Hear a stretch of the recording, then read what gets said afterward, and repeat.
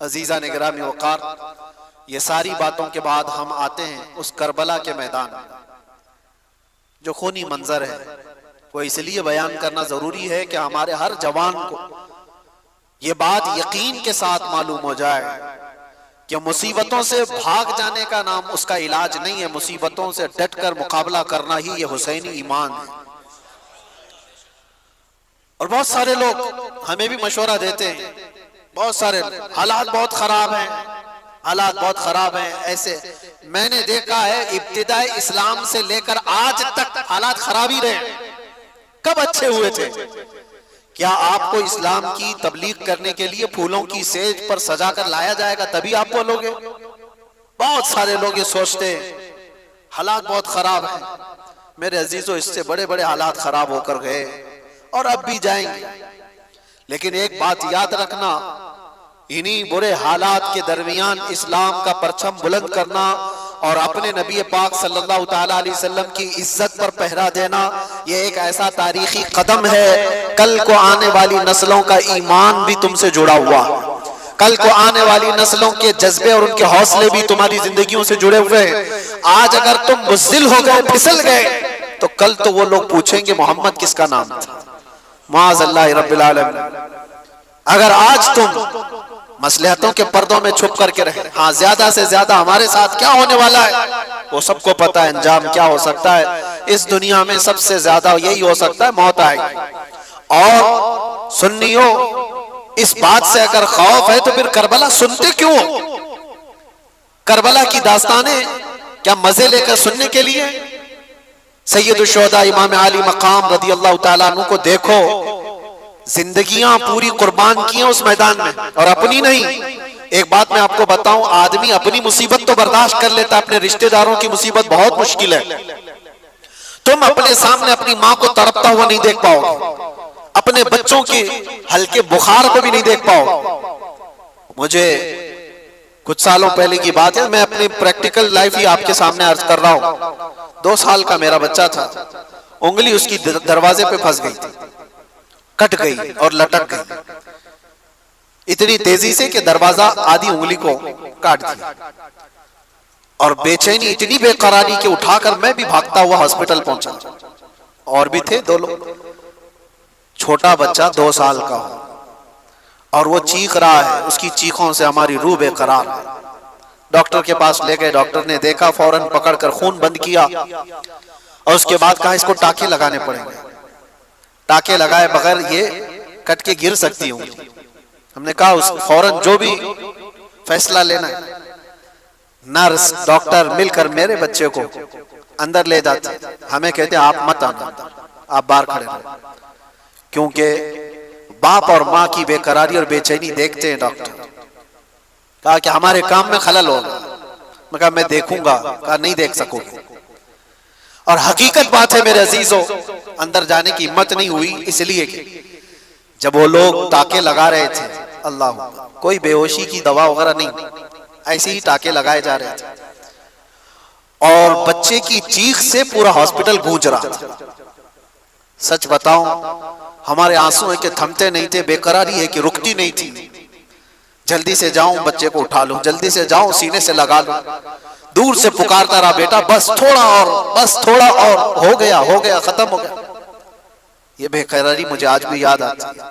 फिर उस दिन भी मैंने याद किया था, सिर्फ उंगली कटी थी तो ये बेकरारी थी। वो सैयदुल शुहदा इमाम अली मकाम की गोद में जालिमों ने बच्चों को छलनी कर दिया था। उनके हल्कों में तीर चलाकर इमाम के हाथ में ही उनके बच्चे को शहीद किया था। कैसे वो अपने हाथ में बच्चा उठा करके खड़े होंगे, एक्सप्लेन हम नहीं कर सकते इस चीज को। तसव्वुर से बढ़कर के ये चीज, हम सबके सबर मिलकर के भी इमाम हुसैन के कदम तक नहीं पहुंच सकते। हमारी जिंदगियों के सबके सबर, मेरे अजीजों, ये आसान काम नहीं है। आपको पता है अजीजों की मौत एक के बाद दूसरा, दूसरे के बाद तीसरा, तीसरे के बाद चौथा शहीद होता जा रहा हो, जो इमाम अली मकाम की तरफ से आ रहा है। इमाम हुसैन जानते थे हमारे काफिले में कुल मिलाकर 82 लोग हैं, उधर 22,000 का लश्कर है, मुकाबला कैसे होगा? क्या इमाम अली मकाम को दुनियावी हालात पर खबर नहीं थी? वो रसूलुल्लाह के वो वारिस जिनको रसूलुल्लाह सल्लल्लाहु अलैहि वसल्लम ने फरमाया मेरा जूदो सखा पूरा हुसैन को दिया गया। क्या वो इमाम आली मकाम को हालात की खबर नहीं थी? सब खबर थी, उन्हें पता भी था ये कोई मुकाबला नहीं। लेकिन वही मैं जो कहता हूं, इम्तिहान की घड़ी बहुत डिफरेंस होती है, बहुत अलग होती है। इमाम आली मकाम को करबला के मैदान में खड़े रहना था, क़यामत तक आने वाले मुसलमानों के लिए एक मिसाले राह बन करके कि तुम्हारी जिंदगी में इससे बढ़कर के तकलीफ नहीं आ सकती, तुम्हारी जो भी तकलीफें होंगी वो छोटी होंगी, और तुम अगर घबराते हो कभी छोटी मुसीबतों में तो ऐ मुसलमानों मुझे देख लेना। इमाम हुसैन का ये दर्स था, तुम देख लेना। आज मुझे बताओ कोई भी ऐसा बंदा है जिसको भूखा और प्यासा भी रखा जा रहा हो, जिसकी सारी निस्बतों को पामाल करके करबला के मैदान में जबरदस्ती लाया गया हो, जहां जानवर भी पानी पी सकते हो और रसूलुल्लाह का घराना पानी नहीं पी सकता। ये सब्र और इस्तिकामत की वो घड़ी। अब सोचो, एक साथ किसी के साथ हादसा हुआ होगा, मैं मानता हूं, जैसे कहीं पहाड़ की चट्टान के नीचे आ गए, कोई बह के एक ही खानदान चला गया, ऐसे हादसे तो हो सकते हैं। एक साथ चले गए, कोई किसी घर पे ऐसा हुआ हो। इमाम अली मकाम के साथ ऐसा नहीं, स्टेप बाय स्टेप देखा जा रहा है। सुबह से लेकर एक की मौत, उसको बर्दाश्त करना, उसको सहना, रिकवरी के लिए वक्त तो लगता है, लेकिन कैसे एक साथ मिलकर पूरे खीमे हुसैन को नहीं खत्म किया गया था। इमाम हुसैन रदी अल्लाह ताला अन्हु के साथी पहले जा रहे हैं, जो जाते दुआ सलाम करके मैदान में जाते और वापस नहीं आते थे, और अगर वापस आते तो सिर्फ इतना कहते थे कि पानी की चंद बूंद मिल जाए तो और लड़ेंगे। लेकिन मेरे अजीजों, इमाम हुसैन रदी अल्लाह ताला अन्हु की उम्र पाक उस वक्त आप अंदाजा करो 56 साल की उम्र है। 56 साल की उम्र में वो एक एक लाश को उठा करके जमा करते जा रहे हैं। और जब बारी आई खानदान की, और खानदान में हजरत इमाम कासिम जो इमाम हसन के बेटे जवान थे 19 साल के, जब वो जा रहे थे तो इमाम अली मकाम ने उनको देख करके सिर्फ इतना कहा था, मेरे मरहूम भाई इमाम हसन की तुम यादगार थे।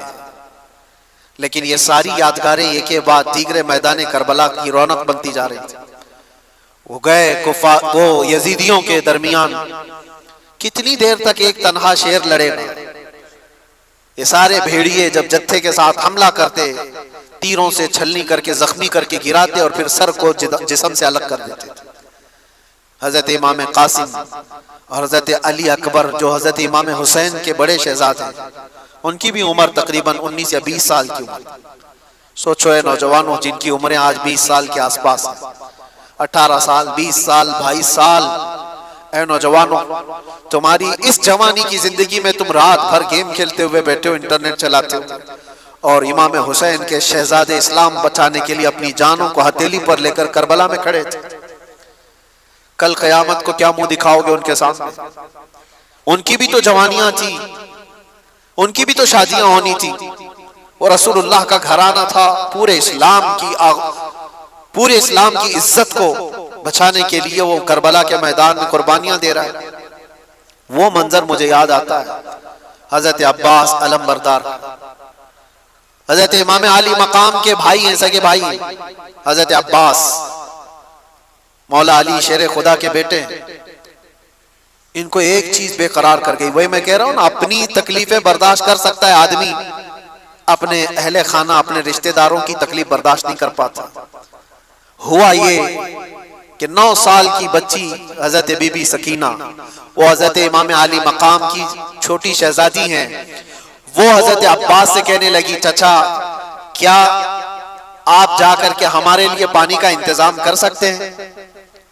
तो हजरत अब्बास से अब रहा ना गया, अपनी प्यास तो बर्दाश्त कर सकते हैं, बच्चों की प्यास के लिए कैसे बर्दाश्त करें?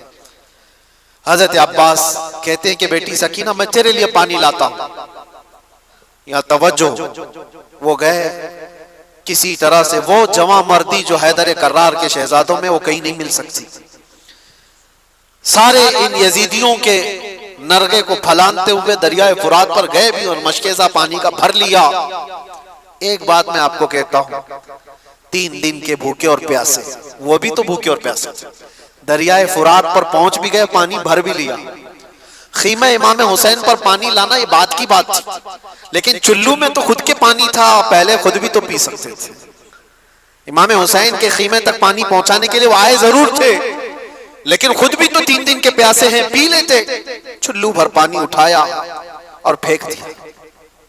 कहा कि ये गैरत मेरी गवारा नहीं करती कि हुसैन के घर वाले प्यासे और मैं पानी पी रहा हूं। रसूलुल्लाह का लाडला नवासा प्यास में हो और मैं यहां अपनी प्यास बुझा रहा हूं, एक कतरा पानी नहीं पिया। ये कैसा ईमान था, कोई भी हो अपनी प्यास से बुझा लेता। लेकिन रसूलुल्लाह के इस घराने की कितनी मिसालें आपके सामने। हजरत अब्बास मशकेज़े से पानी लेकर के वो जब वापस लौट रहे थे, यजीदियों में शोर मच गया कि अगर ये पानी गया वापस तो लड़ाई लंबी हो जाएगी, हम मुकाबला नहीं कर पाएंगे हैदर कर्रार के शेरों का। किसी तरह से ये पानी खत्म कर। किसी जालिम ने आकर हजरत अब्बास के दाएं मोंडे पर तलवार मारी तो हाथ ही कट के गिर गया।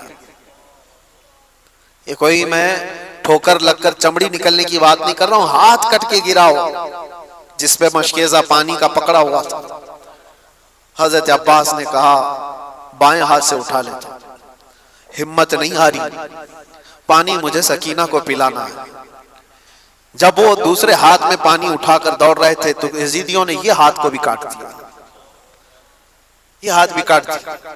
जिसके बाजुओं के दोनों हाथ काट दिए हो उसकी कैफियत क्या हो, क्या दर्द नहीं होता होगा, क्या तड़प नहीं होती होगी। लेकिन उनके अंदर एक ही धुन थी कि मुझे पानी पिलाना है खीमा हुसैन। जब वहां बच्चे प्यासे अपने दांतों से पकड़ लिया मशकेज़े, कहा मैं इस तरह से जाऊंगा बगैर हाथों। यजीदी जालिमों ने देखा कि हार नहीं मानता है तो तीरों से छलनी कर कर करके उस मशकेज़े का पूरा पानी बहा दिया। हजरत अब्बास कहते हैं अब मेरी हिम्मत खत्म हो गई। हजरत अब्बास कहते हैं अब मैं नहीं जा सकता खीमा इमाम हुसैन की तरफ। गिर गए, जख्मों से चूर चूर थे, खून रस रहा हो दोनों बाजुओं से और पानी भी खत्म, सारी चीजें खत्म हो गई। तो जालिमों ने देखा कि अब्बास गिर गए जमीन पर, तो किसी यजीद ने आकर के आपके सीने पे नेजा मारकर शहीद कर दिया। ये वो मंजर था। इमाम हुसैन दौड़ते हुए आए अपने इस छोटे भाई को उठाने के लिए। इमाम हुसैन के सगे भाइयों में ये छोटे भाई अकेले थे। करबला के मैदान में आकर देखा तो दोनों बाजू कटे हुए हैं और पूरा जिस्म जख्मियों से चूर है और नेजा सीने पर लगा हुआ।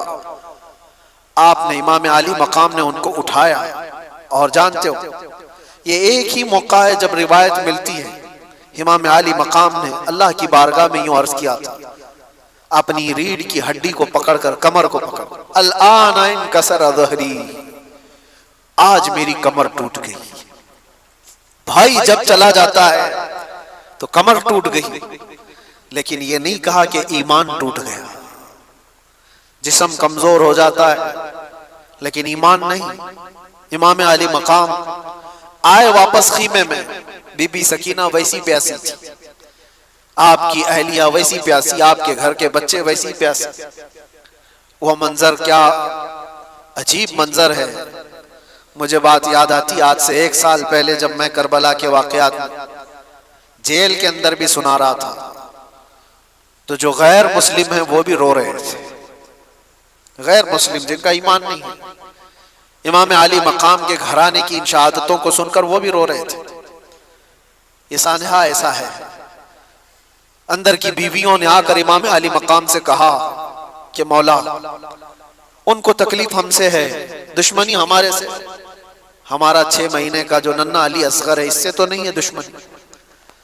अब सीने में दूध सूख गया है, इस बच्चे को ले जाएं, शायद इसको कुछ पानी के कतरात वो हलक में डाल दें ताकि इसकी प्यास कम हो जाए। इमाम अली मकाम ने अपनी बीवी की बात सुन करके इस नन्हे अली असगर को उठाकर मैदान में तशरीफ लाए थे। एक बात याद रखें, जिसके सर पर हवस तारी हो उससे कभी कोई उम्मीद नहीं लगाई जा सकती, कभी रहम की उम्मीद नहीं कर सकते।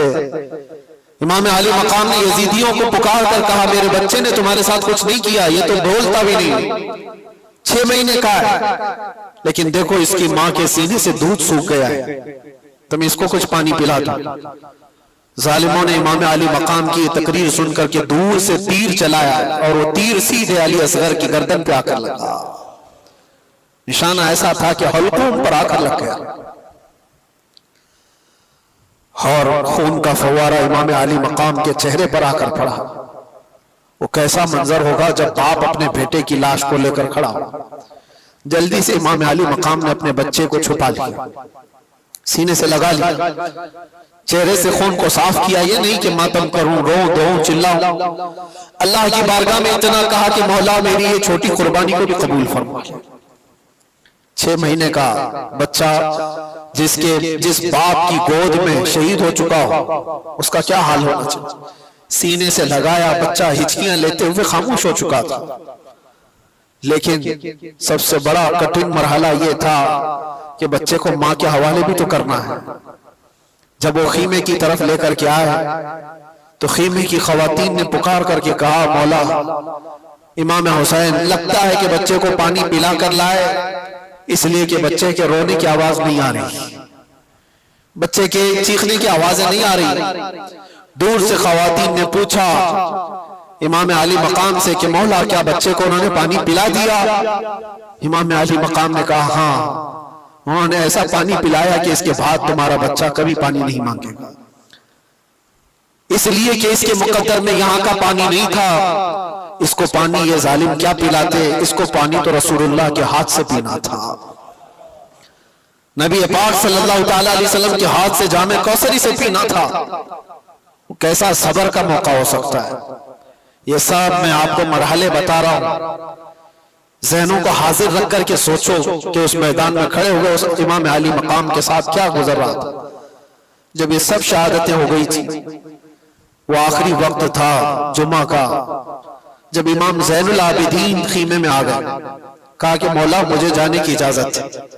एक ही बेटे बच्चे थे इमाम अली मकाम के, इमाम ज़ैनुल आबिदीन बीमार थे और वो कपड़े पहन करके जब अपने बाबा जान के पास आए, 17 साल की उम्र के, इमाम अली मकाम से कहा मुझे बाबा इजाजत दो, सारे भाई हमारे शहीद हो चुके, घर पूरा चला गया, आपकी इज्जत और आबरू पर कोई हर्फ आने ना पाए जब तक आपका बेटा है। इमाम अली मकाम ने उनको पकड़कर बिठाया, कहा उनको मसला मुझसे है, मेरे मर जाने के बाद वो तुम्हारे से कोई मुआखजा नहीं करेंगे, लेकिन अगर तुम गए शहीद हो गए तो उसके बाद वो मुझे भी मारेंगे। लेकिन बेटा इमाम ज़ैनुल आबिदीन से इमाम अली मकाम कहते हैं तुम्हारा रहना इसलिए जरूरी है कि हुसैनी सादात की नस्ल तुमसे चलेगी, मेरा खानदान तुमसे चलने वाला है। इमाम ज़ैनुल आबिदीन को घर में रोक दिया गया और इमाम हुसैन के निकलने का वक्त था। अल्लाहु अकबर, किताब में जब भी पढ़ता हूं इन वाकयात को आंखें भीग जाती हैं, रोंगटे कांपने लगते हैं।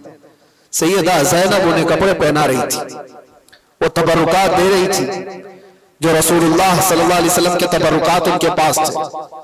हैदर कर्रार की तलवार उनके पास थी, अमीर हमजा के तबरुकात, जाफर तैयार का पट्टा, ये सब इमाम हुसैन को उनकी सगी बहन पहना रही थी।